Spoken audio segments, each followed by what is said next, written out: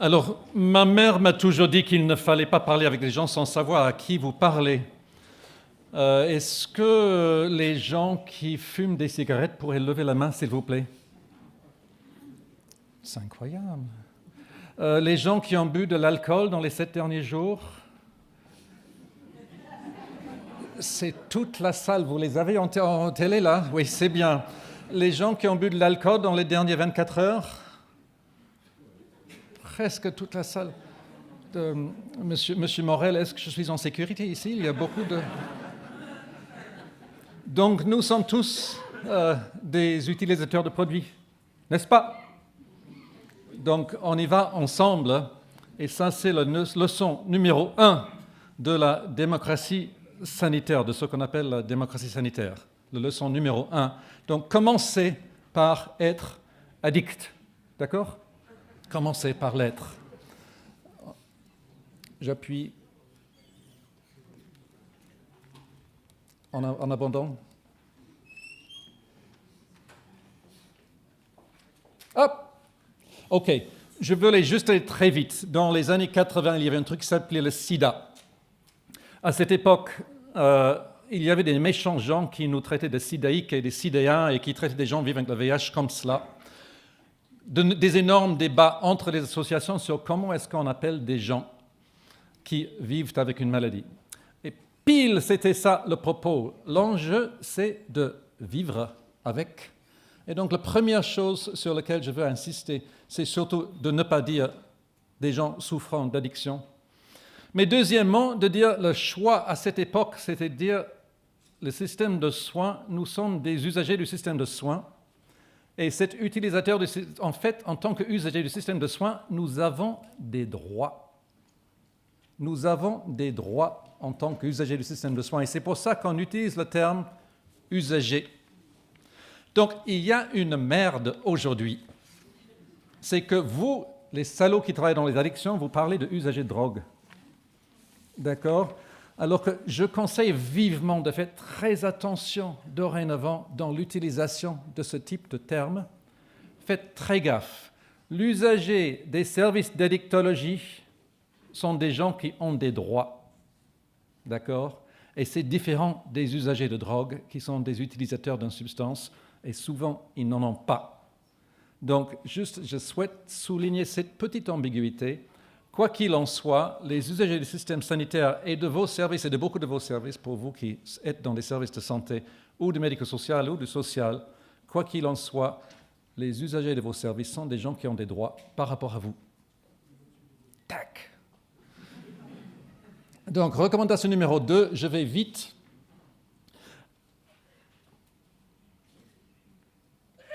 Les usagers, quoi qu'il en soit, se méfient du système. Quoi qu'il en soit, presque par définition, on ne vous croit pas. On a des 1000 preuves, même il y a des gens qui hier qui ont dit des choses méchantes sur les publications scientifiques des alcoologues, par exemple, influencés par l'industrie d'alcoolologie. Donc, est-ce qu'il faut qu'on croie les scientifiques qui parlent, M. Beck, vous êtes là, M. Delisle, les scientifiques qui parlent de l'addictologie, est-ce qu'on doit les croire ou pas? Bref, toutes les sciences entrent elles aussi dans le débat démocratique et il faut continuer de débattre ces concepts.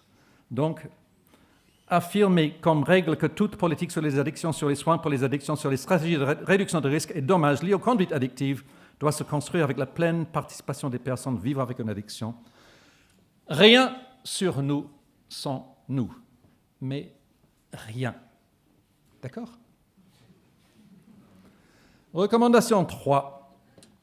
C'est évident, tout le monde l'a dit, décriminaliser l'usage de produits pour faciliter l'intégration des personnes concernées dans les associations en question et pour libérer la parole des personnes concernées par rapport à la définition et l'application des stratégies de réduction de risques et de dommages liés aux conduites addictives.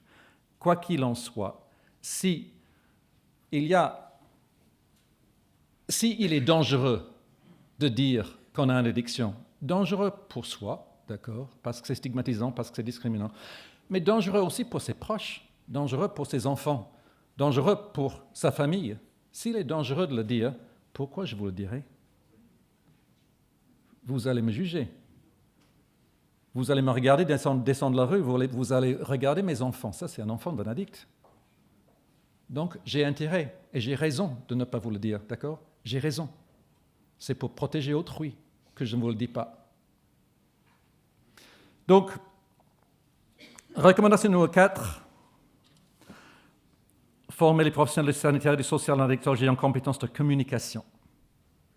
Quoi qu'il en soit, lorsque vous bossez avec des gens en situation d'exclusion sociale, et vous le savez, ces gens-là ne vous disent pas tout, et vous ne savez même pas poser les bonnes questions. Je viens d'un pays primitif, ça s'appelle l'Australie. On est des bagnards. Moi, je suis descendu des gens qui étaient dealers en truc qui s'appelle le whisky. Vous n'avez pas ça ici. Qui étaient envoyés en Australie en bagne, d'accord? Mais dans ce pays, par exemple, dans les études de médecine et dans tous les métiers sanitaires et sociaux, 30% de la note de la première année, c'est sur les compétences de communication. Si vous ratez en tant que jeune médecin, étudiant en médecine, vos compétences de communication dans la première année, on vous oriente sur d'autres métiers. Soyez ingénieur, biochimiste, faites autre chose. Ne faites pas de la médecine. Parce que la médecine, c'est l'art d'écouter, de faire avec, d'entendre, d'ajuster son discours à la personne face à vous et de croire, quoi qu'il en soit, que cette personne n'est pas la même personne que la personne derrière, la personne après. Donc, je sais que l'Australie, c'est un pays primitif, mais quoi qu'il en soit, M. Delisle en a parlé, je crois que c'était lui hier, il faut qu'on bouge sur cette question. La formation en matière de counseling des professionnels de santé en France, ce n'est pas bien. Il faut qu'on le change. Ministère de la Santé, ministère de la Santé, ministère de la Santé. Recommandation 5.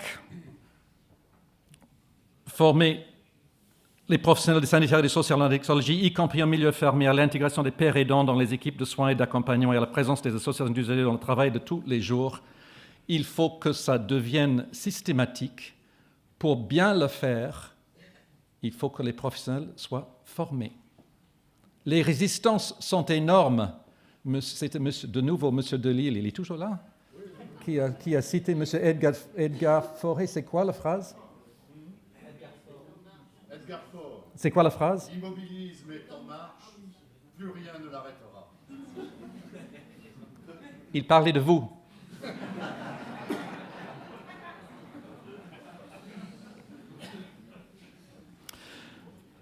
Resituer l'expertise des professionnels pour faire une place à celle des usagers. Resituer l'expertise des professionnels. Le professionnel apporte des connaissances scientifiques validées et à jour, d'accord? À jour. Sciences biomédicales, psychologiques, sociales, anthropologiques. Le professionnel apporte des bonnes pratiques en matière de counseling, parce qu'il est formé là-dedans, de soins et d'accompagnement dans le système sanitaire et social, validé et à jour. Le professionnel dans le milieu de santé. D'accord, j'ai 1 minute. J'ai encore 4. 2, d'accord. Le professionnel évalue non seulement s'il a fait ses interventions de RDRD auprès des usagers, mais évalue aussi la réussite de ces interventions. Bref, est-ce que quelqu'un qui va chez vous va mieux après? Je veux le savoir. Recommandation numéro 7, la participation de l'usager de soins au système garantit une proposition de parcours qui s'inscrit dans le projet de vie de chaque usager.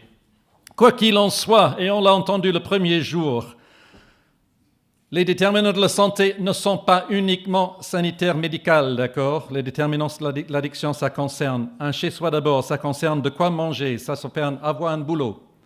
Inscrivez ça dans vos propos. Recommandation 8, recrutez des pairs aidants. Ça suffit, on en a parlé depuis 10 ans. Faites-le. Pas un seul service sans pairs aidants. Recommandation numéro 9, inclure les personnes ayant un comportement d'addiction comme formateurs dans l'éducation à la santé. Et ça, c'est l'éducation à la santé pour tout citoyen au niveau scolaire. Recommandation numéro 10, un accès anonyme à l'empowerment en matière d'usage de produits. Donc, Pierre Chapard, tu es là, on compte sur toi.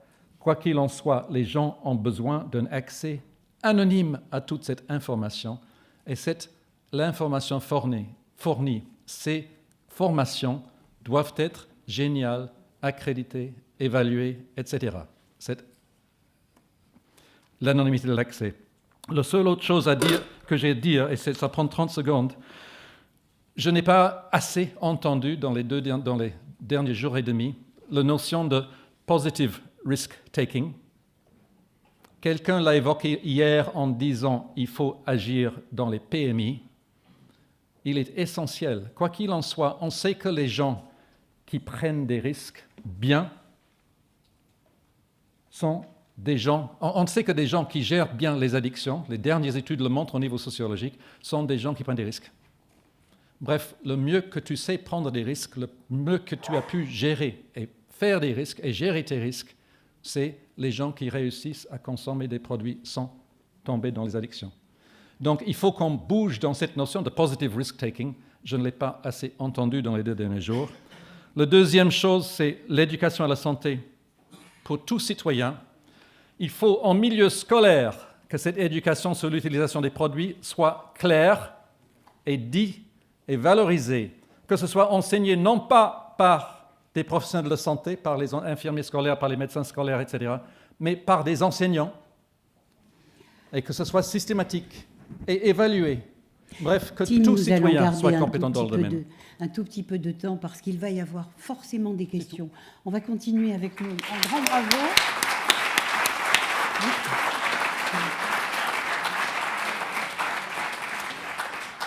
Brice Lepoutre. Brice Lepoutre, il est le président de l'association indépendante des utilisateurs de cigarettes électroniques et l'administrateur principal du plus grand forum sur l'e-cigarette en France. Donc, bonjour. Merci de nous avoir permis d'être présents aujourd'hui. Je suis... Hop, je ne sais pas si c'est... Hop. Non, je ne sais pas comment le mettre en route. Hop. C'est bon ? D'accord. Je vous prie par avance de m'excuser, je suis un peu plus stressé que d'habitude. D'habitude, je fais pas mal de conférences. Là, je suis un peu plus stressé. C'est vraiment très minuté, très timé. C'est tellement condensé que c'est limite, je vais me contenter de lire tout ce qu'on a réussi à condenser dans toutes les pages que vous avez eues dans le rapport, qu'on a dû condenser également. Donc voilà, pour me présenter, je suis Brice Lepoutre, je suis président de l'association AIDUS, je vapote depuis 2008, je suis abstinent au tabac depuis 2008. La vape, pour moi, ça a été une révélation, ça m'a permis d'arrêter de fumer comme beaucoup de gens. La vape est passée très rapidement d'un statut confidentiel à une diffusion de masse. Pour mieux comprendre la cigarette électronique, il faut comprendre ses utilisateurs. Et ces utilisateurs sont assez atypiques. Les utilisateurs de cigarettes électroniques se retrouvent dans la vraie vie lors de vapéros. Ils se retrouvent dans la vraie vie pour organiser des journées entières ensemble, où ils vont déjeuner, ils vont dîner ensemble, ils vont parler vape et d'autres sujets. Et ça devient finalement, un vapoteur, c'est faire partie d'une communauté, d'une grande famille qui s'entraide et qui permet cette efficacité dans la baisse du tabagisme. La communauté, elle évolue énormément sur un secteur qui est Internet. Vous disiez tout à l'heure, je suis administrateur en effet de Forum Cigarette, qui est le plus gros forum de consommateurs sur la cigarette électronique. Il compte 1 million de visiteurs par mois. Et sur ce 1 million de visiteurs par mois, on retrouve toutes sortes de gens de catégories socio-professionnelles qui sont tous intéressés par le sujet, qui vont aller creuser le sujet et qui vont amener toute l'évolution du produit. Le produit a évolué depuis 8 ans grâce à la communauté des consommateurs qui ont pris le produit en main. Hop, je n'ai pas zappé d'ailleurs. Le point qui est important qu'ont amené les consommateurs qui les ont transformés vraiment en acteurs là-dedans, c'est qu'ils ont fait comprendre aux professionnels de santé, au monde médical, cette notion de plaisir qui était absente jusqu'à présent. On soignait les fumeurs de tabac avec des patchs, avec de la nicotine, avec les substances chimiques que l'on pense manquer aux fumeurs de tabac. Et en fait, la cigarette électronique, ce qu'elle a apporté en plus, et les professionnels de la santé ont mis énormément de temps à voir ce point-là, et les consommateurs eux-mêmes, parce qu'ils ne s'en rendaient pas forcément compte au démarrage, c'est que la cigarette électronique produit du plaisir.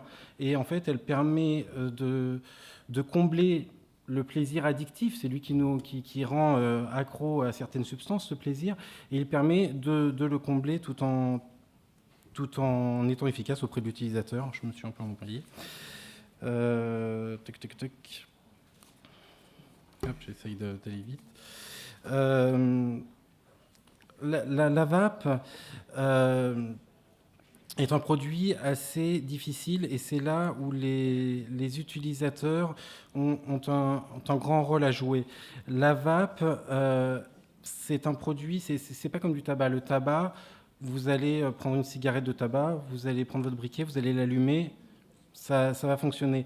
La vape, il faut apprendre à la connaître, il faut apprendre à chercher son produit. C'est un parcours assez compliqué où les utilisateurs sont vraiment les acteurs clés dans l'objectif d'arrêter le tabac. Et il va falloir guider les personnes, il va falloir l'aider à comprendre comment ça marche, et c'est en ça que EIDUS aujourd'hui est beaucoup sollicité et très actif. On a fait de nombreux livrets, des brochures d'explications pour apprendre à maîtriser sa propre vape, parce que le parcours de l'arrêt du tabac avec la vape est un parcours personnel. Chaque personne a un parcours différent avec la vape. L'effet aussi important des utilisateurs dans la cigarette électronique, c'est aussi le rôle d'entraide dans la non-rechute. Il y a vraiment, comme je disais tout à l'heure, au niveau de la communauté des utilisateurs de cigarettes électroniques, il y a vraiment un côté familial, et où on ne laissera personne replonger dans le tabac. Il va falloir trouver par tous les moyens le moyen de l'empêcher de retomber dans le tabac. Donc ça continue dans le rôle de réduction du tabagisme.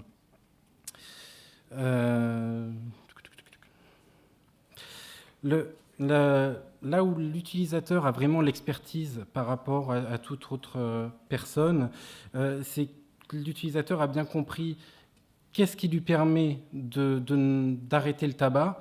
Il a compris quels étaient les freins qui pouvaient motiver les fumeurs de tabac à arrêter le tabac grâce à la vape. Et c'est son combat tous les jours. Et aujourd'hui, c'est vraiment le combat que l'on doit mener, parce que les freins deviennent plus importants de jour en jour. On fait face à la désinformation médiatique, politique, lobbyiste, qui fait qu'aujourd'hui, on est obligé de passer notre temps à rassurer les gens, alors à les rassurer que non, le produit n'est pas toxique, non, le produit n'est pas 15 fois plus dangereux que le tabac, non, il n'est pas tout de suite interdit là maintenant de vapoter dans les lieux publics, qui rend aussi la chose difficile pour l'arrêt du tabac. Donc aujourd'hui, on perd énormément de temps là-dedans, au lieu de passer du temps à aider les gens à arrêter de fumer avec la vape. Je me suis un peu perdu là-dedans aussi. Là, c'est quand même des points, si je suis sur la bonne page, oui, qu'il faut quand même garder en tête. C'est vraiment sur l'avenir de la vape, les points qui sont importants pour avoir une bonne politique de réduction du tabagisme.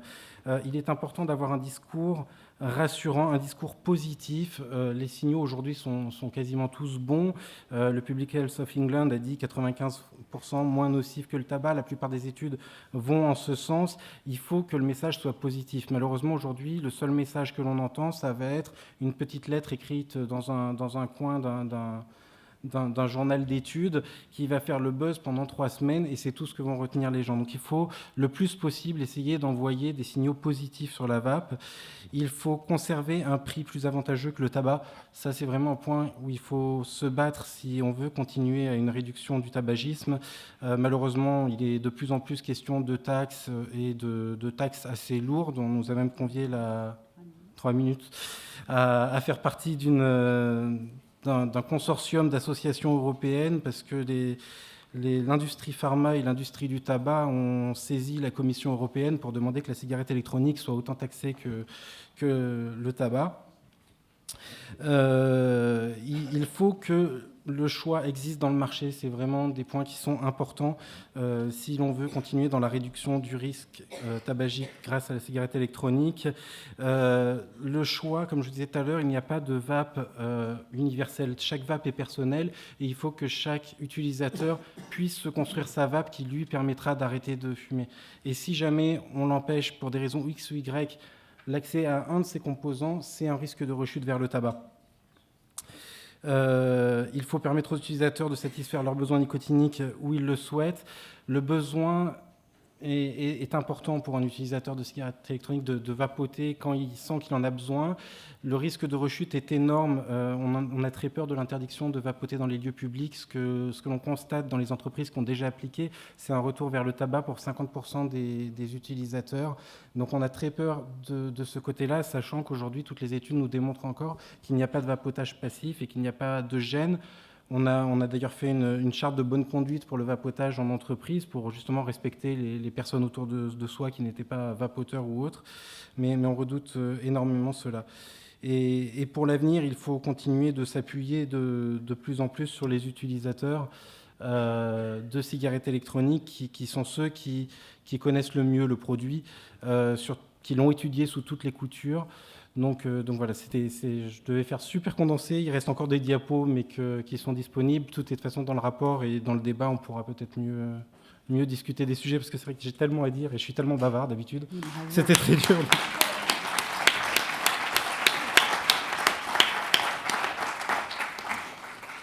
J'invite maintenant Samuel Blaise à s'installer. Voilà. Samuel Blaise, il est le président de l'association Olivier Amezen et nous vous écoutons. Je crois même le fondateur. Un des cofondateurs. Cofondateur. Bonjour, merci avant tout à Alain Morel de m'avoir invité il y a un peu plus d'1 an à cette audition. En préalable, mes liens d'intérêt qu'il est important de découvrir. Peut-être que j'en ai effectivement un avec ce médecin cardiologue qui m'a permis il y a quelques années de me libérer de plusieurs addictions. Cette vacuité de liens d'intérêt n'empêche pas l'association d'avoir plusieurs partenaires, parmi lesquels ces 5 présentés qui ont été en fait les primo-partenaires et nous accompagnent depuis le début de l'aventure. Et si je m'exprime aujourd'hui, bien évidemment, au nom de l'association Olivier Amezen, je suis aussi le porte-parole de plusieurs associations dans l'univers du baclofène pour certaines addictions, les associations Aube, Baclofène et Rézab, mais aussi dans le tissu associatif dans lequel nous travaillons de A2N, qui dépasse le cadre de la dictologie, puisqu'on sommes en neurologie, et qui défend l'utilisation de la nicotine à l'état pur transdermique dans le traitement de Parkinson et qui apporte effectivement une solution curative nouvelle et qui est une vraie rupture par rapport à l'aspect palliatif de la levodopa. Je m'intéresserai plus particulièrement aujourd'hui à l'aspect du champ addictologique. J'entends là depuis 2 jours effectivement ce nouveau paradigme de la RD-RD et on s'en félicite parce que finalement on s'aperçoit que le dogme de l'abstinence dans l'alcoolodépendance est en train de disparaître effectivement. Comment demander à une personne qui a perdu le contrôle de sa consommation de soudainement le retrouver? Ce qui me paraît un peu antinomique. Il faut savoir néanmoins que la réduction de la consommation, tout du moins la RD-RD, existe depuis une 40aine d'années aux États-Unis, en Angleterre, qu'elle a été introduite il y a une 20aine d'années dans le champ de l'addictologie en France, et que je pense que la nouveauté est effectivement, et on peut s'en satisfaire, que l'addictologie, l'alcoolologie française maintenant s'en empare et travaille dessus. Alors, ce mouvement, puisqu'en fait on quitte l'immobilisme en marche, non, l'immobilisme s'arrête, la preuve en est. Et effectivement, ça nous rend beaucoup plus optimistes quant à la poursuite de ce mouvement parce qu'un autre nouveau paradigme est arrivé tout à fait discrètement il y a quand même 11 ans et qui introduit une notion non pas de réduction des risques et de la consommation, donc une réduction de la consommation, donc des risques, mais véritablement une notion d'indifférence, d'indépendance dans l'alcoolodépendance. Et ça a été la découverte du professeur Olivier Amezen lorsqu'il s'est auto-administré du baclofène et qu'il a pu découvrir en fait l'atteinte de son indifférence et de sa liberté retrouvée.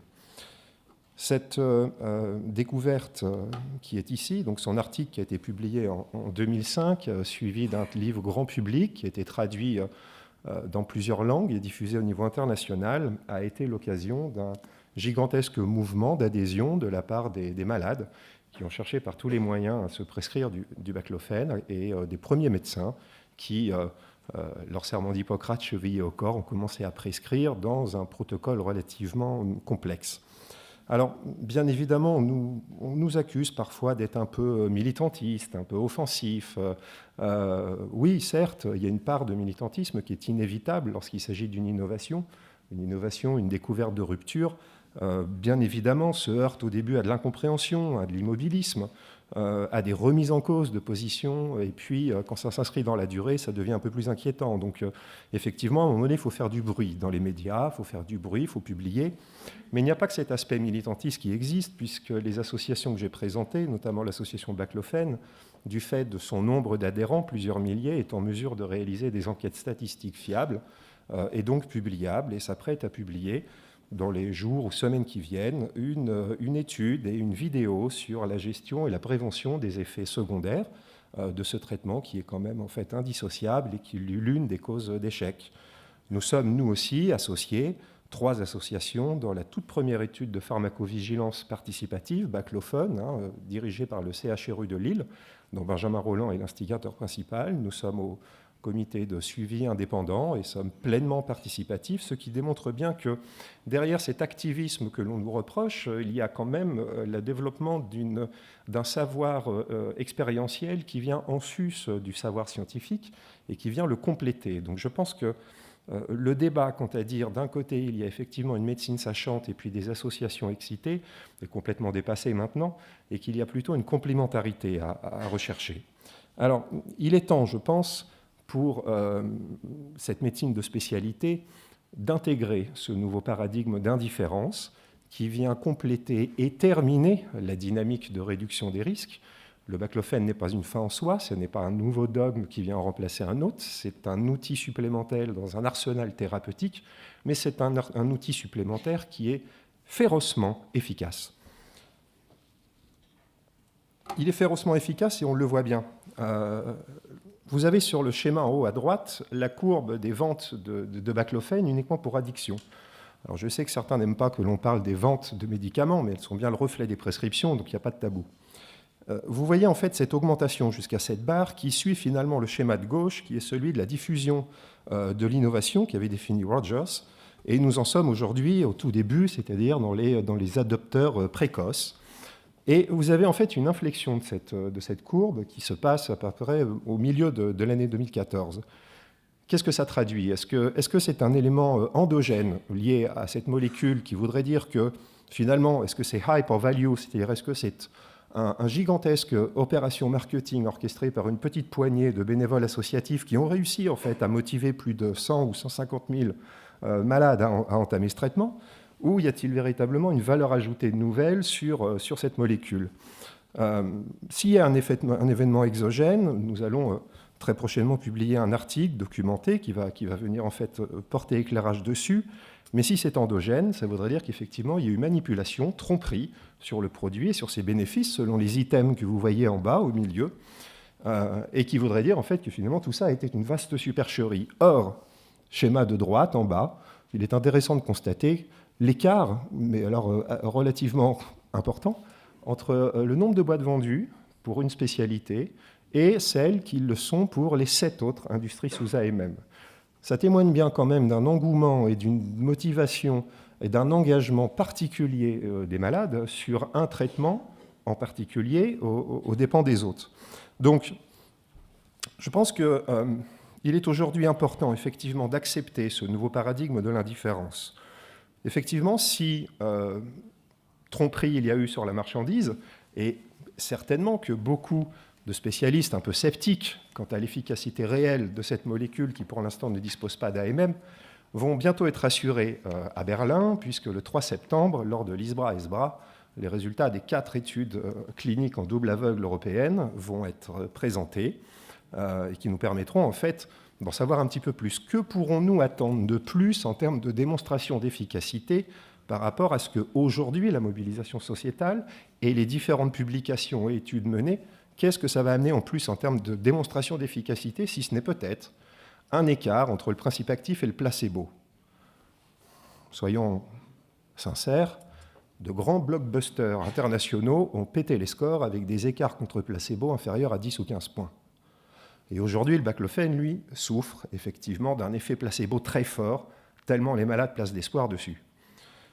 Pour ceux qui ne pourront pas se rendre à Berlin, nous organisons avec l'ensemble des associations de patients et de médecins une conférence similaire à Paris en septembre où seront représentées ces études ainsi que les autres études menées en France, en Europe et dans le monde. En tout état de cause, nous sommes persuadés qu'il faut maintenant capitaliser sur ces innovations, que ce soit le baclofène dans l'alcoolodépendance, mais aussi, et parce que la littérature le démontre, parce que les guérisons le démontrent, le baclofène est aussi actif sur la cocaïne, sur le crack, sur la boulimie nerveuse et sur l'hyperphagie. Ce sont des voies de reconnaissance qu'il ne faut pas effacer et sur lesquelles il faut maintenant se pencher intelligemment, en toute éverture, et mettre en place un système de vigilance. Mais il y a aussi la nicotine sur Parkinson que j'avais évoquée. Ok, très bien. Alors, par conséquent, je vais aller beaucoup plus vite. Comment est-ce que les associations peuvent jouer un rôle? Je pense qu'il est important d'élargir la focale, ne plus parler d'un usager de drogue ou d'un usager de médicaments. Nous sommes tous des usagers du système de soins, depuis notre conception in utero ou in vitro jusqu'à notre dernier souffle. C'est à partir de là que la RDRD, en considérant les usagers du système de soins et les replaçant au milieu, et en favorisant l'entrepreneuriat associatif, qui est une nouvelle donne, c'est-à-dire qu'on passe d'un modèle capitalistique classique aujourd'hui à un modèle d'économie sociale et solidaire, et apparaît en fait effectivement l'entrepreneuriat associatif qu'il faut professionnaliser. Je vais aller très vite puisque je n'aurai pas le temps de tout développer. Et de ce système pluridisciplinaire, transparent et agile, favoriser l'émergence d'un nouveau business model qui n'est pas celui de la création d'une richesse, mais qui est celui de viser la réduction des coûts sociaux. 3,8 millions d'alcooliques, 120 milliards d'euros selon le rapport de COP, 10% des alcooliques français soignés et atteints par indifférence, c'est soudainement 12 milliards d'euros de coûts sociaux en moins. Donc c'est ce modèle-là qu'il faut mettre en place. Les bénéfices ne sont pas la création de richesses, ils sont en fait la réduction des coûts sociaux et la redynamisation sociale. La mesure de l'impact social se fait directement par ces indicateurs-là. Qu'est-ce que ça va amener comme résultat ? Ça ne pourra amener de résultat que si on replace le couple médecin-patient au centre du dispositif. Et là, nous rejoignons véritablement la dernière communication qu'a fait Martin Hirsch pour la PHP, appelant effectivement à clarifier les liens entre l'industrie pharmaceutique et certains médecins. Nous défendons véritablement le fait qu'un organisme indépendant doit être créé, orienté sur la recherche, le développement, la vigilance, avec une gouvernance constituée par un conseil scientifique et éthique qui pourrait associer la PHP, la HAS, un pool d'associations de médecins et de patients, un pool entrepreneurial, sans lien d'intérêt bien évidemment avec les dispositifs pharmaceutiques et médicaux sur lesquels ils travaillent. Ce CSE serait de facto constitué majoritairement de médecins pour garantir l'exhaustivité et la justesse de l'analyse scientifique et médicale, mais viendrait enrichir sa réflexion stratégique par des angles pluridisciplinaires. Nous aurions donc eu une capacité à mesurer les impacts au-delà de l'aspect médico-sanitaire sur des innovations sur lesquelles cet organisme indépendant pourrait travailler et financer leur développement. Il faut savoir que la gigantesque pharmacopée qui a été développée au XXe siècle, et Olivier Amezen en a été l'initiateur finalement, consiste à dire que certains médicaments n'ont pas été étudiés sur leur spectre de 360 degrés, et que peut-être là-dedans, dans ces molécules disponibles dans le domaine public et qui n'intéressent pas l'industrie pharmaceutique, peut-être qu'il y a ici quelques pépites. Il faut, je pense, en fait, avoir les moyens de pouvoir répondre aux besoins importants en termes de recherche clinique, neurobiologique, d'imagerie médicale, génétique, pour comprendre les fonctions, les mécanismes, les schémas de ces molécules, associer certains acteurs nouveaux, ces petites entreprises qui se positionnent sur les pléomédicaments et la recherche in silico, et enfin franchir la fragmentation des AMM nationales ou continentales pour avoir une portée internationale. Bien évidemment, ces axes de recherche ne répondent pas obligatoirement à l'axe stratégique des industriels, mais ils répondent à des pathologies qui aujourd'hui sont planétaires, qualifiées d'incurables, et qui disposent néanmoins, si on les finance et si on les suit avec beaucoup de rigueur, de capacités de soins, et qui auront en fait un impact terrible. Samuel, peut-être qu'on pourrait faire Je une pause conclus. là. Voilà, juste Je la conclus. conclusion, parce qu'il va y avoir des questions sur toutes ces propositions que tous les trois venaient de faire. Donc, juste une conclusion. Juste une conclusion. Nous sommes vraiment persuadés qu'un pool de mécènes dotés d'une forte exigence éthique pourrait exponentialiser la valeur de leurs dons et bénéficier d'un retour sur investissement, d'une durabilité, d'une portée jamais observée.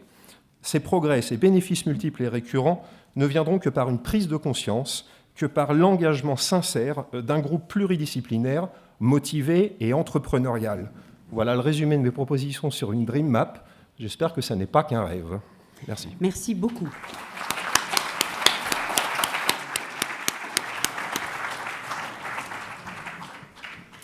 Alors, nous avons 15 minutes pour poser nos questions. Voilà, suite à ces propositions, chacun d'entre eux a fait des propositions tout à fait importantes, tout à fait intéressantes. À toi. Oui, bonjour. J'ai une question à Samuel Blaise. Vous avez parlé de l'efficacité du baclofen sur le crack. Vous pouvez développer un peu ? Oui. Les premières observations d'efficacité préclinique du baclofen ont été faites sur la cocaïne. Préclinique. Et c'est ce qui a très certainement motivé Olivier Amezen à basculer, puisqu'il y a eu effectivement des observations précliniques sur la cocaïne et l'alcool, et qu'il a adopté sa règle de 3 en se disant, voilà, je vais faire ma propre étude clinique. Le crack est un dérivé de la cocaïne, et il y a effectivement certaines publications qui démontrent en fait l'efficacité du baclofen sur le crack. Mais maintenant, encore une fois, que ce soit crack, boulimie nerveuse, hyperphagie, ce sont des observations qui sont faites. Certains patients ont même rédigé leur bouquin grand public sur la boulimie et l'hyperphagie. Mais ce sont des applications qui aujourd'hui souffrent de démonstrations, je veux dire, selon les normes que la médecine demande, c'est-à-dire une double aveugle. D'où la nécessité effectivement de financer cela pour pouvoir en fait élargir la RTU.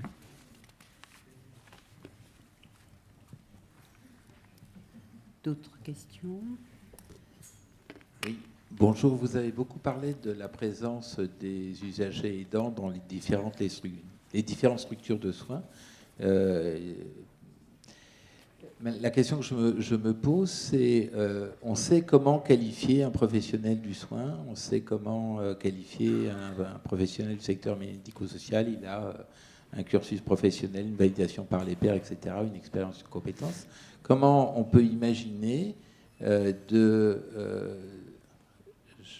vais être provocateur dans le terme, certifier, entre guillemets, les usagers avec qui on travaille et qu'est-ce que ça pose comme question en termes de...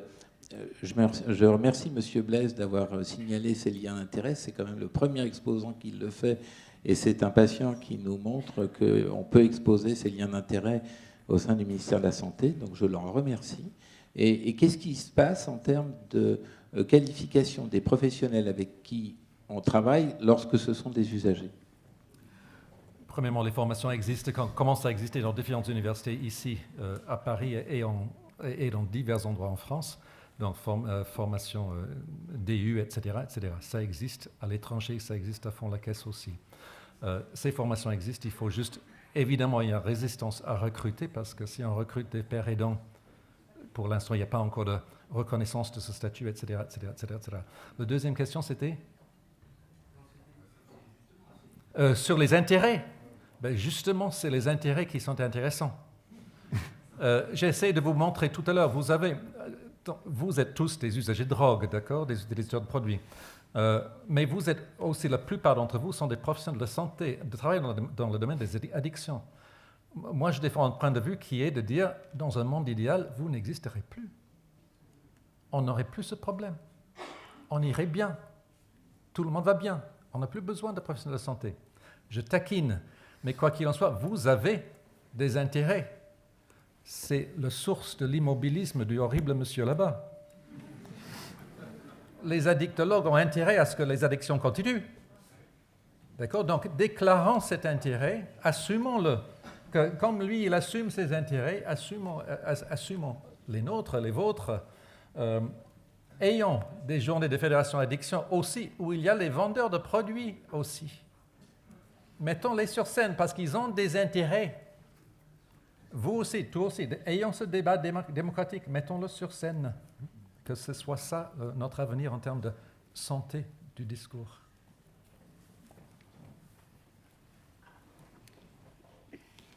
Madame Gagné.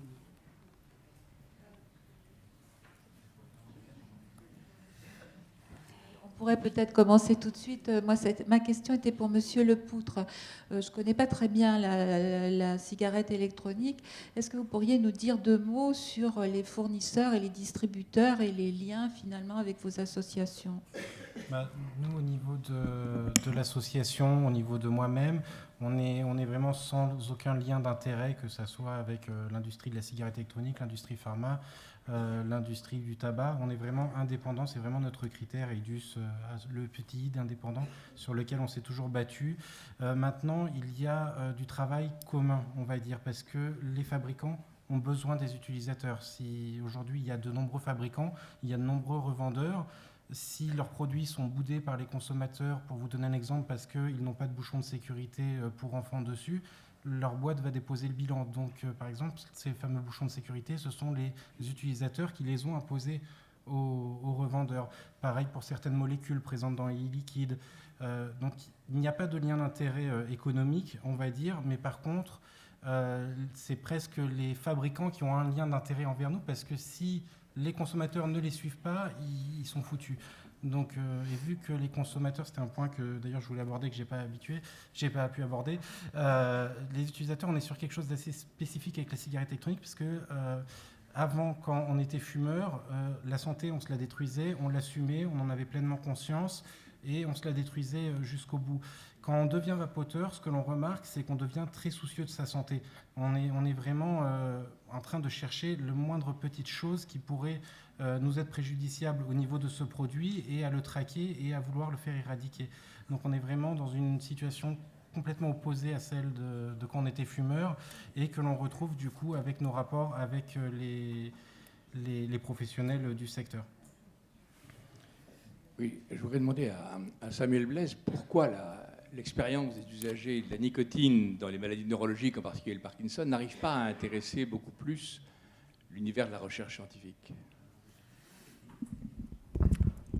C'est une bonne question à laquelle je ne sais répondre et pour laquelle j'attends effectivement une réponse, parce que ça fait à peu près 15 ans que la nicotine, tout du moins la nicotine à l'état pur transdermique dans Parkinson est régulièrement relayée dans la littérature médicale, et avec une accélération des publications sur ces 20 dernières années. C'est-à-dire qu'il y a 200 fois plus de publications sur les 5 dernières années que sur la totalité des 15 ans. C'est aujourd'hui prescrit par un seul neurologue qui est au CHU de Mondor, Villafane, qui a une cohorte de 2000 patients. Je ne sais pas pourquoi ça n'intéresse pas. Peut-être que effectivement le coût d'obtention d'une AMM pour un industriel est peut-être rédhibitoire par rapport à la relative faible prévalence de cette pathologie, puisqu'aujourd'hui on estime environ à 150-160 000 Parkinsoniens soignés, sachant que beaucoup de Parkinsoniens en fait ne veulent pas se soigner ou ne veulent pas aller se faire diagnostiquer, puisque la levodopa provoque quand même des effets secondaires relativement violents. Donc la prévalence, même si on la double à 360 000, c'est quand même très peu par rapport aux 3,8 millions d'alcooliques. Et puis donc aller chercher une AMM pour vendre des patchs pour 300 000 patients, alors qu'aujourd'hui les patchs avec dans leur indication de sevrage tabacologique a un marché beaucoup plus rentable. Peut-être que c'est ce couple produit-marché qui ne répond pas en fait aux logiques financières de l'industrie pharmaceutique, et qu'il faut de fait soutenir de façon indépendante, avec un financement indépendant, peut-être. Moi, je m'intéresse à la communication nécessaire dont vous avez fait part, monsieur. Comment est-ce qu'on acquiert la communication? En première année, vous dites qu'en Australie, en première année de médecine, on favorise la discipline communication. Ça veut dire quoi? On fait parler aux élèves, à des patients? Comment est-ce qu'on fait comment on établit cette communication et ce désir de communication chez les médecins?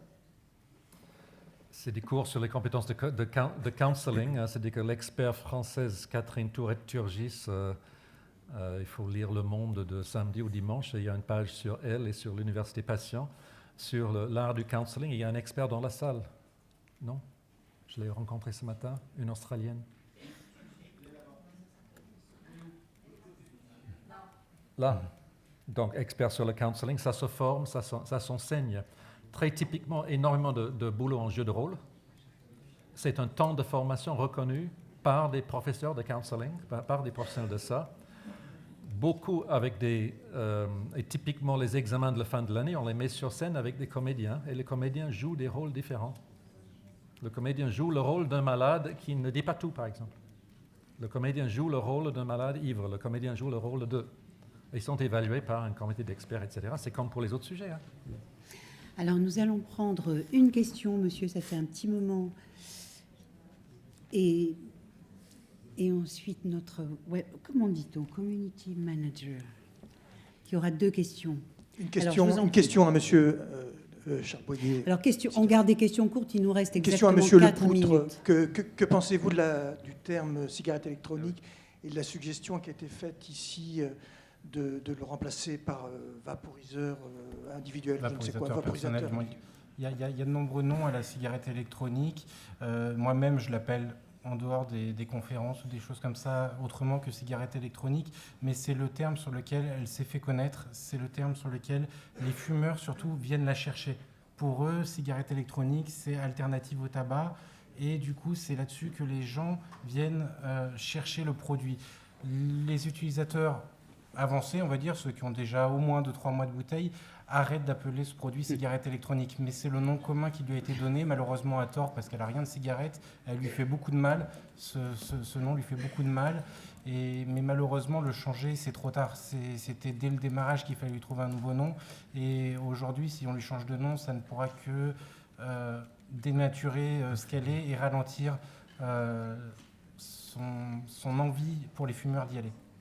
Merci Jean-Maxence. Des questions? Oui, il y a quelques questions auxquelles on ne pourra pas répondre, je crois. Peut-on être addict d'un placebo? Un médecin doit-il tester des produits pour mieux comprendre l'addiction? Ou la société a-t-elle besoin de planer pour exister? Mais il y en a auxquelles vous pouvez répondre, je crois. Il y en a une qui porte sur les effets indésirables que vous avez évoqués à propos du baclofen, de les décrire un peu mieux. Et il y en a une pour Tim Grissens. Est-ce qu'il y a des exemples de formations telles qu'ils ont été évoqués dans l'espace européen? 3-4 minutes de réponse. Ça va être rapide. Les effets indésirables, je citais l'association Baclofen qui a terminé une très grosse enquête statistique dont elle termine en fait la rédaction, qui est un guide sur la gestion et la prévention des effets indésirables dans le traitement de l'alcool-dépendance par baclofen, avec des livrables vraiment très pointus et assortis de conseils très pratico-pratiques.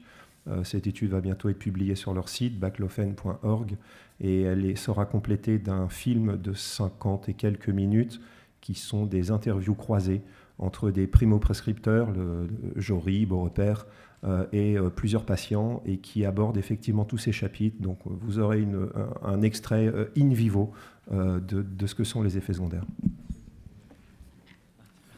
Oui, et les formations sur le counseling sont systématiques pour les travailleurs sociaux, notamment dans la plupart des pays, mais ce n'est pas encore arrivé dans la santé dans beaucoup de pays. Donc, où toujours on valorise l'acte technique sur l'acte de communication. Donc le travail social, ça c'est clair, c'est une évidence, c'est depuis les années 60 à peu près, dans un pays primitif qui s'appelle les États-Unis. En Angleterre et dans la plupart des pays européens, même à Varsovie, ils le font. C'est cool. Merci beaucoup. Tous les trois, je pense qu'on peut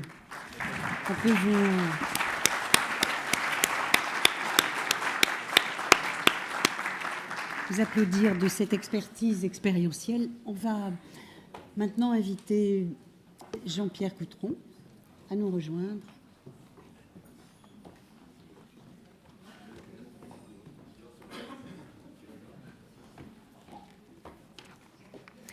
Jean-Pierre Coutron est psychologue clinicien à l'association Opélia.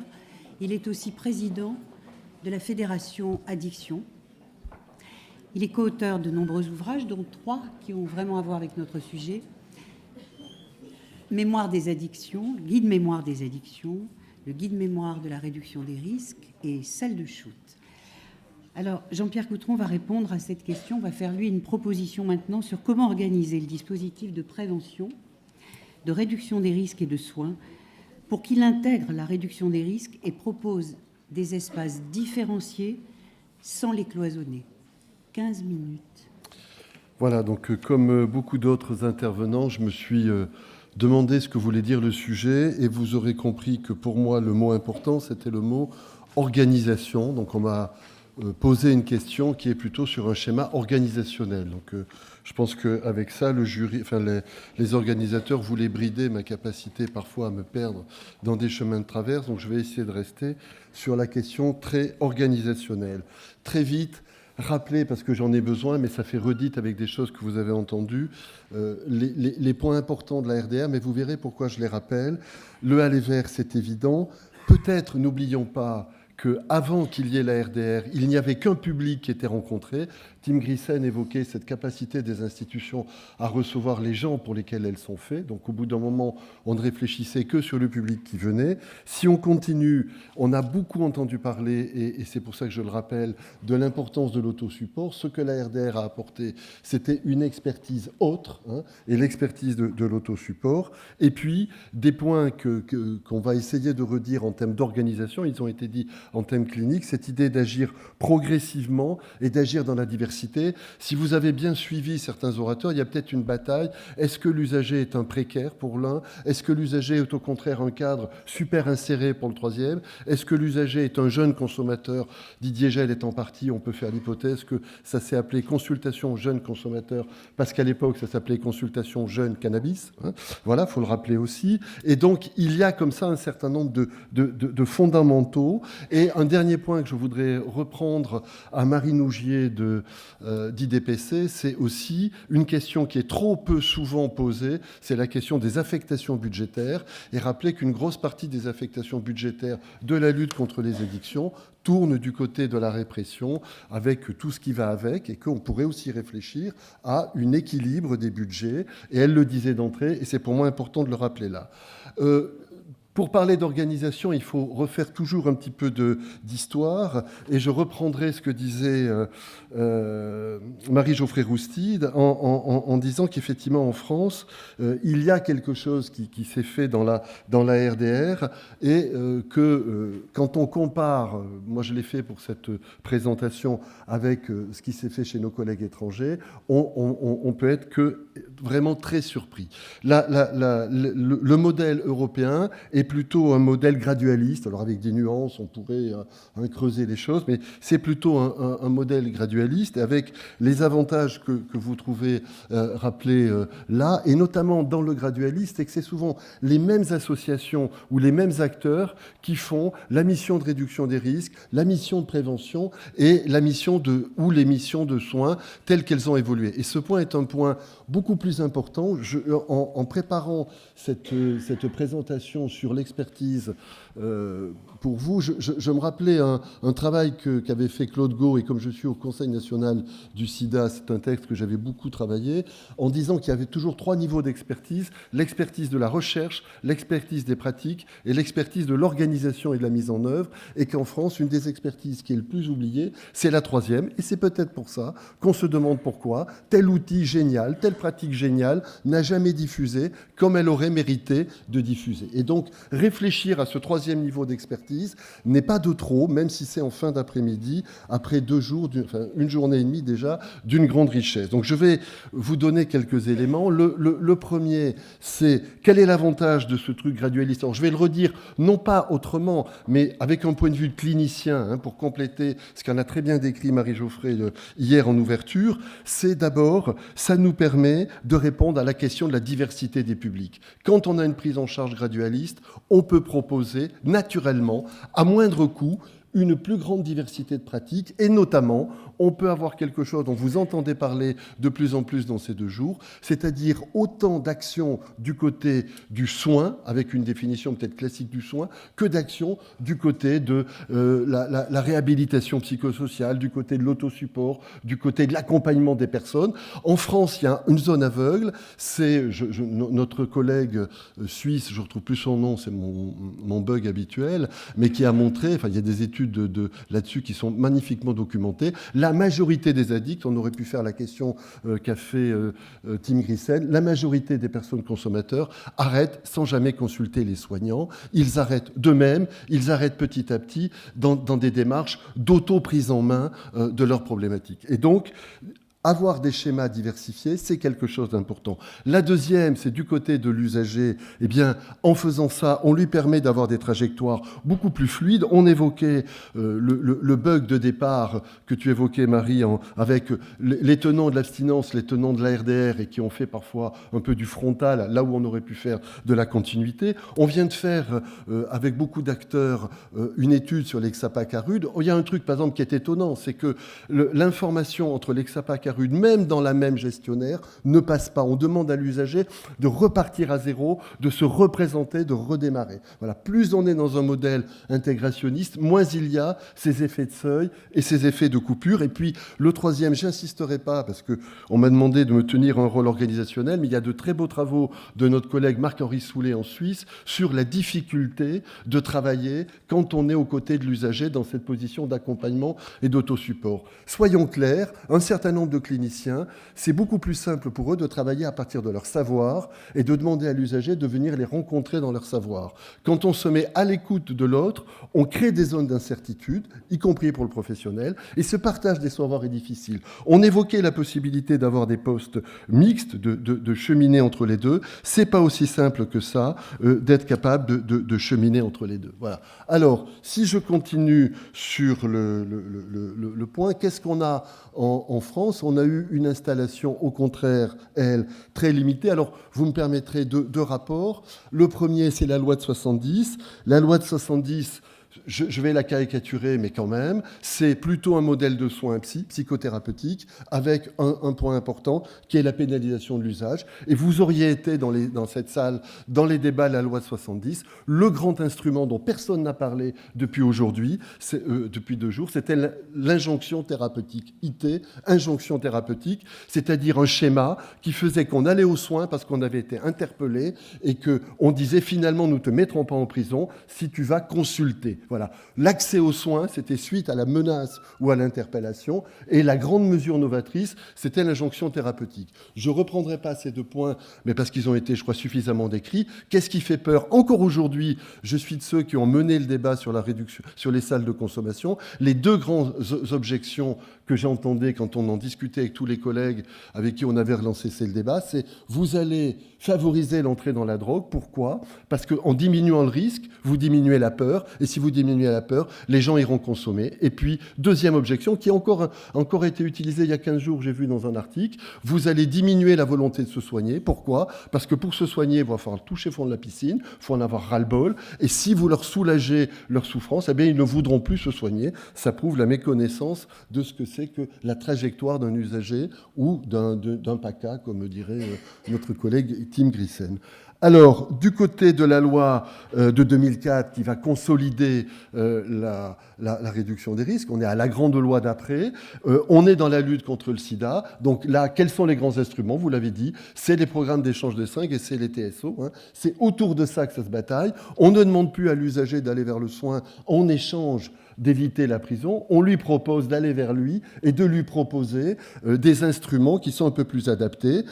Qu'est-ce qui reste comme objection? Eh bien, l'objection qui est faite, y compris par certains du canal historique, comme certains disaient en rigolant, donc je peux le reprendre, de la RDR, qui est, mais du coup, on a institutionnalisé la RDR, on lui a enlevé l'autosupport, on l'a trop médicalisé. C'est une objection qu'il faut entendre, hein, parce que ça peut être un frein. Et puis, l'autre point que l'on peut avoir et qui a participé. Il y a aussi ici un certain nombre de canaux historiques, y compris du côté de la DGS et de l'administration. Quand on a écrit les décrets XAPA-CARUD, il y avait une volonté de sécuriser cette RDR fragile et de dire si on la noie dans la grande masse des XAPA qui, eux, ne savent pas faire, elle perdra. Donc on a même, à l'époque, volontairement séparé XAPA-CARUD. Moi, je me rappelle d'un jour où on a décidé de ne pas mettre en clair la mission RDR dans les XAPA pour être sûr qu'elle serait bien préservée de façon forte par les CARUD. Donc aujourd'hui, quand on accuse certains XAPA de ne pas vouloir le faire, il faut aussi avoir un petit peu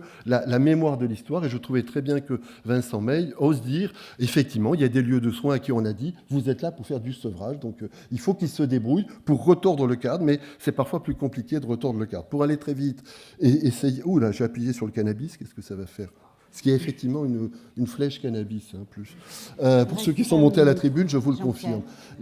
Il reste 5 minutes. C'est bon, soyons zen. La loi de 2015, la troisième loi qu'on a maintenant, c'est la loi de 2015, et elle prend en compte une partie de ce qu'on a souhaité. Elle élargit la définition de la RDR, elle permet de ne plus la résumer à la lutte contre les maladies infectieuses, et vous avez... Alors attendez, je vais juste du coup passer vite ces diapositives. Ça, c'est une diapositive sur les obstacles, je vous la laisserai, mais en gros, qu'est-ce qu'elle dit ? Elle dit des choses qu'on a dit, il y a des obstacles statutaire, réglementaire. Ça a été évoqué par Fabrice Pérez. Par exemple, pour faire du festif, il faut travailler le week-end ou travailler la nuit. Avec des salariés, c'est jamais très simple. Du côté des pères aidants, il y a aussi tout le travail autour de donner un statut professionnel à des acteurs venant du champ. Il y avait naturellement des personnes qui étaient là dans les premiers centres de soins. On a dû les licencier parce qu'avec l'institutionnalisation même du médico-social, ils n'avaient pas les diplômes, ils n'avaient pas les statuts permettant de les garder. Donc maintenant, on est un peu coincé là-dessus. Le truc du milieu, c'est de vous signaler que la grande maladie française, c'est de créer des strates et des filières. Donc il y a la strate du premier recours, je dirais plus la médecine de ville ou les pharmaciens pour pas me faire tirer dessus, mais il y a la strate du premier recours coupée du secteur spécialisé, mais il y a aussi, balayons devant notre porte, la strate des opérateurs. Chaque opérateur veut labelliser son petit manuel, veut faire sa petite histoire. Il y a la strate, moi j'ai participé récemment à un congrès où on présentait un outil qui vous a été présenté ce matin, l'intervention précoce, mais en santé mentale, on déboulait les mêmes acteurs, mais personne n'avait fait le lien avec l'intervention précoce en addictologie. Donc c'était absolument,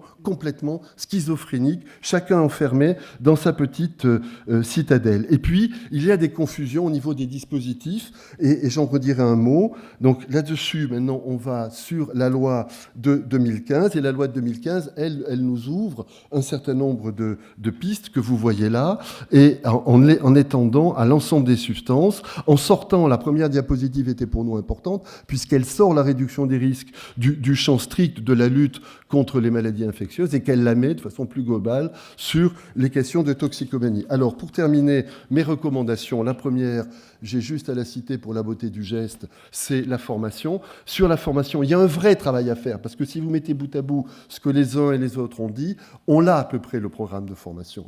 Il faut qu'il y ait de la réduction des risques classiques, il faut qu'il y ait de l'autosupport, il faut qu'il y ait de la communautaire. On a à peu près le programme. Je rajouterai simplement qu'il est important de former aussi les juristes, aussi le personnel pénitentiaire, aussi le personnel du ministère de la Justice, et de former aussi le ministère de l'Intérieur. Je trouve que le grand défaut du casting qu'on a fait, c'est qu'il n'y ait pas eu suffisamment ce type d'acteurs qui sont des partenaires naturels, même si on en a marre de la loi de 70, sont quand même des partenaires importants pour une application correcte de cette nouvelle extension de la RDR. Pour aller encore plus vite, la recommandation numéro 2, ça va être de déployer les missions et les pratiques, et c'est là qu'on est sur quelque chose de compliqué, parce qu'il faut tenir compte de l'existant quand on dit déployer. Il y a des structures, donc comment on les démonte, et je vous propose de suivre un schéma en plusieurs axes. Le premier, on l'a beaucoup cité, c'est la diversité des personnes et la diversité des situations. Arrêtons de dire les addicts, il y a des publics très différents en âge, en histoire, et il faut qu'on soit capable de le dire. Donc on ait cette diversité des réponses. La deuxième chose, c'est de prendre tout bêtement le DSM système tel qu'il est fait maintenant et qui nous parle de troubles de la conduite, en disant on va du plus simple au plus grave. Donc là aussi, accepter de déployer des outils de gravité différente, d'intensité différente, d'intervention différente. Je reviens au débat sur la salle de consommation. Les bras m'en tombaient quand on disait « mais vous voulez que nos enfants aillent dans les salles de consommation ?» Je dis « rassurez-vous, vos enfants n'ont pas besoin d'aller dans les salles de consommation. C'est pas là qu'on fabrique la consommation de vos enfants. Si ça vous intéresse, il y a quelques hypothèses sur l'endroit où on la fabrique, mais des personnes en situation de grande précarité dans la rue, eux, ont besoin de l'outil de salle de consommation. Et puis, le plus compliqué, alors on a chacun fait le petit jeu d'essayer de voir comment ça se ferait. Moi, je me retrouvais assez dans ce que disaient Pierre et Fabrice ce matin, c'est-à-dire il faudrait peut-être consolider des pôles médico-sociaux de RDR côté professionnel, en tenant compte que de plus en plus de XAPA et de CARUD sont gérés par les mêmes acteurs et sont petit à petit mis dans une dynamique commune. Et donc là, on pourrait avoir une sorte d'expertise commune de la RDR par les professionnels. Et de l'autre côté, parce que pour moi, je crois que la RDR, si ce n'est qu'une sorte de professionnels, on se plante, il faudrait avoir des grands réseaux qui soient aidés, soutenus, y compris financièrement, d'où ma remarque sur la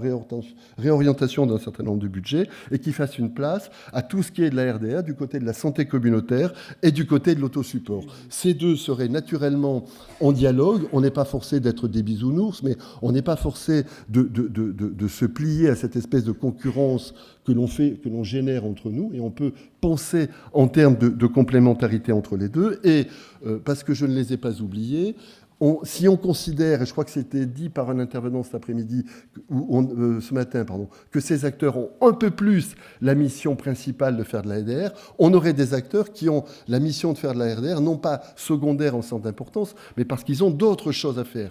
Ceux-là font un peu plus que de la RDR. Les autres, c'est-à-dire les pharmaciens, les équipes de liaison, un certain nombre de personnels hospitaliers, les collègues de la médecine de ville, de la pharmacie de ville, ne font pas que de la RDR, en tout cas ne font pas que de la RDR en addictologie, ils font d'autres choses. Et donc il faut permettre que ces pôles échangent leurs compétences, échangent leurs informations, au lieu de se renvoyer la balle sur des processus de déqualification ou de disqualification. Et je pense que c'est quelque chose sur lequel on oublie parfois de distinguer la mission principale, la mission secondaire. La recommandation numéro 3 serait... Elle aussi, je suis rassuré puisqu'elle a été plusieurs fois évoquée, c'est donc de préserver l'autosupport et l'approche communautaire. On retrouve sur ces différents versants. J'insisterai plus sur les deux dernières diapositives. Les nouveaux groupes d'usagers, alors ça rejoint probablement quelque chose que dit Tim Christen. Moi, je suis intéressé de voir à l'endroit où je travaille comment des nouvelles solidarités se créent entre les usagers, même à partir de la loi de 2002, mais en l'élargissant. C'est ni complètement des groupes d'entraide autour de l'abstinence, c'est ni complètement de l'autosupport, c'est des façons nouvelles de s'accompagner, et il faudrait qu'on puisse petit à petit consolider ça et le théoriser et le soutenir. Et puis, il faut soutenir les publications, il faut aider ces personnes à faire sortir ces savoirs expérientiels. C'est pas simple de présenter à la tribune, c'est pas simple d'écrire, et ça ne doit pas disqualifier un savoir vis-à-vis d'un autre. Et là, on a vraiment un effort de mise en commun qu'on doit faire. Pour terminer, la recommandation 4, elle a été faite plein de fois. On a besoin de pôles d'intervention. Je crois que c'était pour le coup la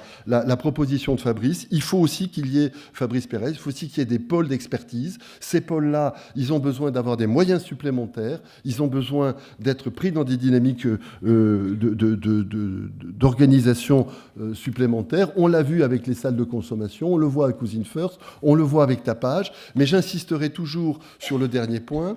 Ces pôles n'ont un intérêt que si ensuite la question de la diffusion et du partage de cette expertise est bien pensée. Et c'est là encore qu'il faut qu'on soit dans une approche très ouverte pour que ce ne soit pas des effets d'appropriation. Donc je vais terminer sur ce point-là. Ma dernière diapositive sera de vous rappeler que de mon point de vue, et je crois l'avoir entendu chez pas mal d'entre nous, la RDR, c'est une nouvelle clinique, c'est une clinique des modes de vie, et elle soumet les trajectoires de soins aux trajectoires de vie, et c'est là qu'elle est vraiment révolutionnaire, et elle nous demande d'accepter deux phrases qui ne sont pas simples à accepter. La première, tout le monde l'accepte, il faut qu'elle s'occupe autant des risques pris que des dommages causés. La deuxième, à chaque fois, on nous dit quand même, vous poussez un peu, ça veut dire qu'il faut qu'elle s'accepte autant des plaisirs recherchés que des dangers encourus, et donc qu'elle soit capable de dire aussi ce qu'elle autorise, et pas simplement ce qu'elle interdit. Merci. Merci.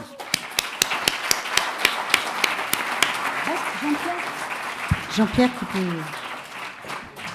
Il y a maintenant 15 minutes de questions qui vont être adressées. Donc, la commission d'audition a-t-elle des questions pour Jean-Pierre? Oui, Madame Cornier. Monsieur Coutron, moi je suis tout à fait d'accord avec votre propos sur la nécessité pour les intervenants des différents champs, santé, justice, police, etc., de travailler ensemble. On le dit depuis de nombreuses années, on a essayé au niveau central de faire travailler les administrations ensemble. On arrive plutôt, je dirais, à peu près bien à le faire. Mais au niveau local, chacun dans son coin est persuadé de la nécessité de travailler avec les autres. Et ça ne marche pas. Donc comment vous voyez ça, vous ? Je vais peut-être avoir un langage politiquement peu correct, mais je pense qu'on manque de courage là-dessus, très clairement. C'est-à-dire que ce qui fait que ça ne marche pas localement, c'est que parfois les acteurs locaux ne se sentent pas impliqués par le discours et par l'état de la science telle qu'elle a été validée. Voilà. Moi, j'ai participé, je suis un acteur de terrain, je continue d'exercer dans un centre de soins au quotidien. Je participe à des rencontres avec des fonctionnaires de police qui commencent leur intervention en disant « il y a une overdose de cannabis ». Bon, je veux bien qu'on communique sur la dangerosité du cannabis, il y a des choses nouvelles, mais il y a autre chose à faire qu'à commencer avec ce type de diapo. Quand on leur dit ce serait bien quand même qu'on fasse un effort d'eux, on sent que voilà. Donc je pense on a une difficulté effectivement à faire passer globalement un message suffisamment cohérent. Il y a eu un début de mise en commun qui s'est faite, mais c'est effectivement sur le terrain trop fractionné. La deuxième chose, je le dirais, j'ai été très vite dans ma présentation, je l'ai un peu plus développé, c'est de notre côté à nous acteurs, on est parfois enfermés dans notre logique d'acteurs,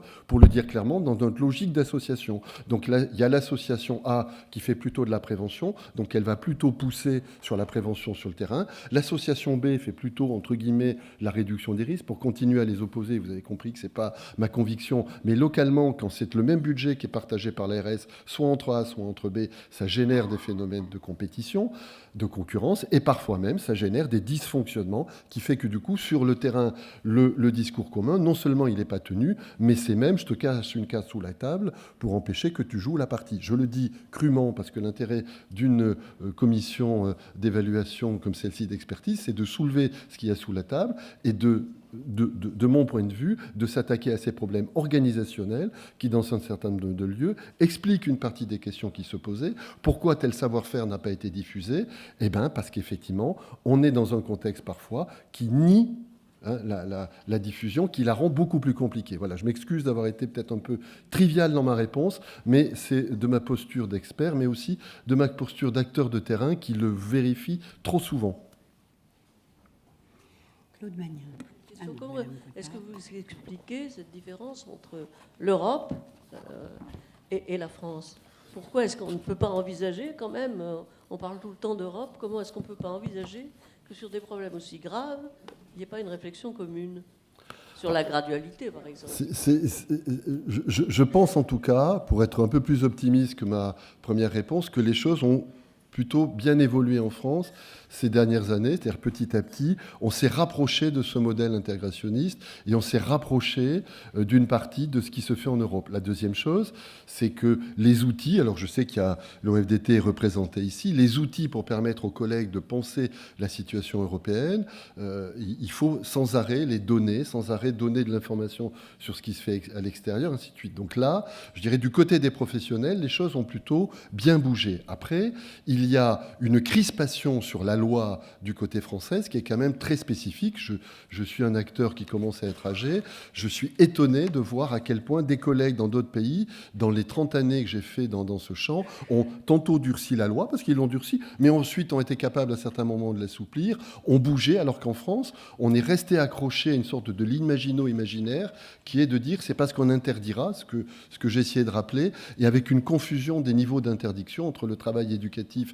J'ai choisi de rester sur le soin, vu le peu de temps, mais ce que disait Véronique Gargui le montre qu'on peut le faire sur la prévention. Et je pense que ces deux points-là expliquent un peu la situation française. Une sorte de sanctification de la loi et de l'interdit pénal. Et puis, il y a eu un retard à diffuser de bonnes informations et à faire que les choses s'ouvrent. Du côté de la circulation de l'information, on a progressé. Du côté de la loi, on est toujours crispé. Claude Magnin, et puis Oui, monsieur. Claude Magnin, donc médecin généraliste. Pour répondre à cette nécessité de casser les strates effectivement qui séparent les acteurs du soin, de la réduction des risques, nous avons deux occasions intéressantes, me semble-t-il, d'avancer un petit peu de façon tout à fait pragmatique, au-delà des incantations, à organiser l'articulation des acteurs. La première, c'est l'expérience de la primo-prescription en médecine de ville de méthadone, non pas en tant que, je vais dire simplement, simple réflexe moléculaire, tout simplement parce que ce dispositif auquel nous avons travaillé les uns et les autres va permettre de mettre en lien directement les médecins prescripteurs, les pharmaciens dispensateurs, les XAPA, éventuellement certains services hospitaliers, dans le cadre d'une convention qui va les réunir, dispositif qui sera ensuite évalué, bien entendu. Donc c'est une première action pragmatique, me semble-t-il, qui n'a pas d'équivalent jusqu'à présent. La deuxième proposition, la deuxième voie de recherche, me semble-t-il, pourrait être celle d'instituer, au moment où on fait son choix de médecin traitant, à 16 ans, voilà, de mettre en place une consultation de prévention. Voilà, que réaliserait le médecin traitant sur l'évaluation du mode de vie, sur l'évaluation éventuellement de l'état de santé, des modes de consommation, qui permettrait d'inclure complètement la médecine générale, qui est pour l'instant insuffisamment impliquée sur ce sujet, dans les pratiques de réduction de risque, dans le cadre d'un repérage précoce, d'une intervention brève dont on sait l'efficacité. Alors je voulais avoir simplement l'impression de Jean-Pierre sur ces deux éléments. Bah, moi, sur les deux, c'est très, très, très simple. Hein, je les soutiens complètement. Voilà, l'entrée méthadone en ville, c'est une nécessité. Et le fait que ce soit lié à un progrès, parce que c'est une des discussions que j'avais suivies, que ce soit lié à une sorte d'engagement à travailler ensemble, me paraît pour le coup faire d'une pierre deux coups. Donc ça me va très bien.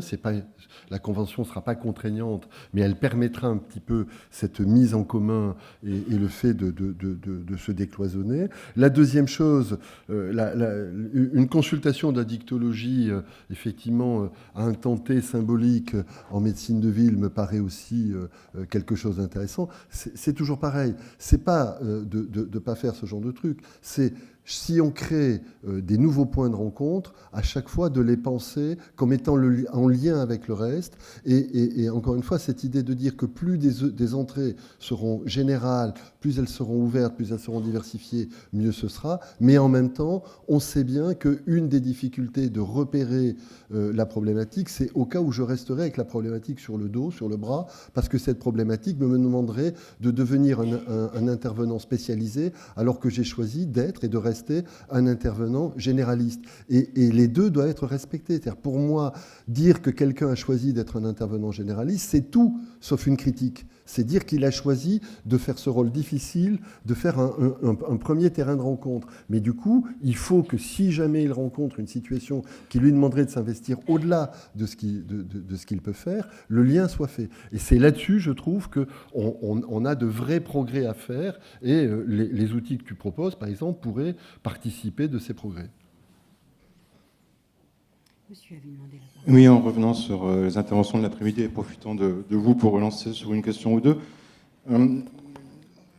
Ce que nous a dit Véronique Grappe, à savoir que ces problèmes-là étaient universels, voire éternels, nous disait aussi que ces problèmes-là nous disent beaucoup de la société dans laquelle on vit. Et pas seulement la société dans laquelle on vit produit des addictions ou produit des comportements addictifs.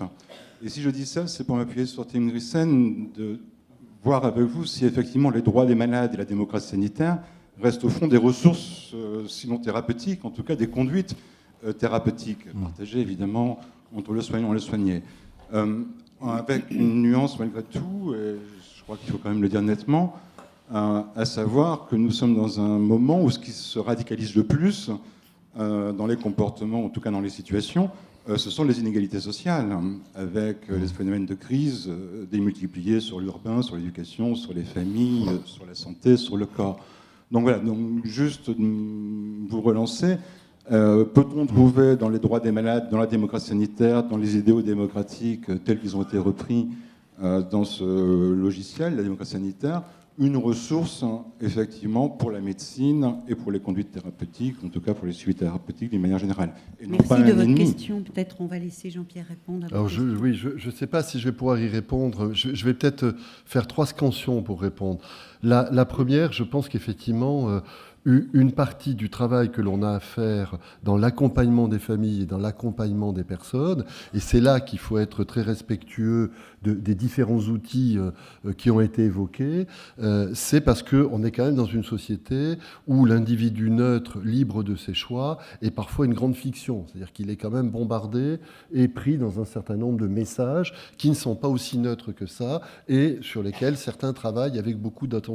Et donc du coup, cette capacité de l'accompagner ne doit pas être infantilisante, parce que là, on perdrait ce qu'on gagnerait, et c'est pour ça qu'il faut être dans un débat permanent pour ne pas être figé, sinon dans le rôle de celui qui dirait ce qui est bien et l'autre, mais d'être plutôt dans une interpellation qui permet de répondre à un tiers qui, lui, n'hésite pas à... Alors, voilà, je ne sais pas si ça répond à votre question, mais pour moi, que ce soit du côté de l'accompagnement versus soins, entre guillemets, ou que ce soit de l'accompagnement dont parlait l'autre Véronique Garguil, au niveau de l'accompagnement, de la prévention et de ce qu'elle peut devenir, il faut qu'on soit sur cette possibilité. Personnellement, je rêverais qu'on puisse aussi bien enseigner l'usage de produits que l'ascèse et l'abstinence. Voilà. Je rêverais que, comme dans la philosophie grecque, on soit capable de parler à nos enfants aussi du plaisir de l'objet, mais du plaisir de se passer de l'objet, et simplement, comme un certain nombre de nos enfants, qui ne sont pas plus décérébrés que nous ne l'étions, sont capables de le faire quand ils se posent en fin de journée devant un paysage, qu'ils regardent un paysage, et qu'ils sont surpris de voir qu'ils ressentent quelque chose à une intensité qu'ils n'imaginaient pas. Mais je m'égare, donc je me resserre. Jean-Maxence, des questions web. Oui, alors il semble qu'on fasse de la réduction des risques 2.0 en live. Il y a quelqu'un qui dit que nos débats lui permettent de réfléchir sur sa consommation d'alcool et de drogue et que ça l'aide. Voilà, donc ça c'est un point. Il y a pas mal de messages sur la défense du vapotage et son intérêt, sur le housing. Et il y a une question qui tourne autour de dans un modèle qui se définit en partie de manière orthogonale par rapport à l'abstinence dogmatique, quelle est la place de ceux qui sont dans l'expérience de l'arrêt, ou il faut continuer à l'appeler abstinence, mais qui vont dans cette direction-là. Quelle est la place de cette expérience-là aujourd'hui ? Je pense qu'entre ce que disait, ce qui a été dit hier et ce que j'ai redit aujourd'hui, pour moi, la place de l'abstinence, elle doit rester un choix absolument proposé, libre, et qui vient rencontrer le moment de l'évolution de l'histoire d'une personne. Je crois vraiment qu'on a à la fois des personnes qui vont faire des choix de période d'abstinence, et c'était évoqué ce matin parce que ça leur permet de repenser quelque chose, et des personnes qui vont faire un choix d'abstinence un peu plus durable, parce que pour eux, pour ces personnes, c'est le point d'équilibre qu'elles auront pu construire. Ce qui me paraît très différent du schéma que j'ai connu quand je suis arrivé dans le secteur de soins, où c'était « tu viens me demander d'être soigné », ça veut dire que tu viens me demander d'arrêter complètement le produit et que tu t'arrêteras complètement. Donc on voulait faire passer tout le monde par un chemin qui est quand même relativement étroit. Aujourd'hui, on a appris à avoir plutôt plein d'objets à disposition, et avec chacun, on prend dans la boîte à outils les objets qu'on a envie de prendre, et c'est avec lui qu'on construit des micro-trajectoires qui, petit à petit, c'est ces micro-trajectoires de soins qui vont faire trajectoire de vie. Et à l'intérieur, eh bien, l'abstinence fait partie des expériences absolument intéressantes. Et je redis, je vais me réégarer puisque je suis invité, que faire passer par des moments de non-consommation un certain nombre de nos adolescents, c'est une expérience passionnante. J'ai participé l'autre fois à un débat d'un personnage médiatique qui a fait cette petite expérience d'aller se couper son téléphone portable pendant 3 mois dans sa maison secondaire au fin fond de l'OVH. Je ne sais pas si vous connaissez. Il en a fait un film. Ça paraissait extraordinaire. Ce qui est extraordinaire, c'est que ça paraisse extraordinaire. C'est-à-dire qu'il fasse le choix de faire quelques semaines ou quelques mois d'abstinence, en a fait une vedette médiatique. Donc voilà, je trouve qu'on est sur les paradoxes que j'essayais de questionner à propos du film sur les recettes pompettes, où on va s'emballer sur un film alors que sur Internet diffuse des scènes de biture absolument extraordinaires en permanence, tout simplement parce que là, on n'a pas voulu réguler. Voilà, donc cette question de l'abstinence, l'hyperconsommation sont sont prises à travers des filtres et des représentations médiatiques qui nous empêchent de réfléchir le problème, me semble-t-il, d'une façon un peu plus créative. Merci, je pense qu'on peut remercier notre expert.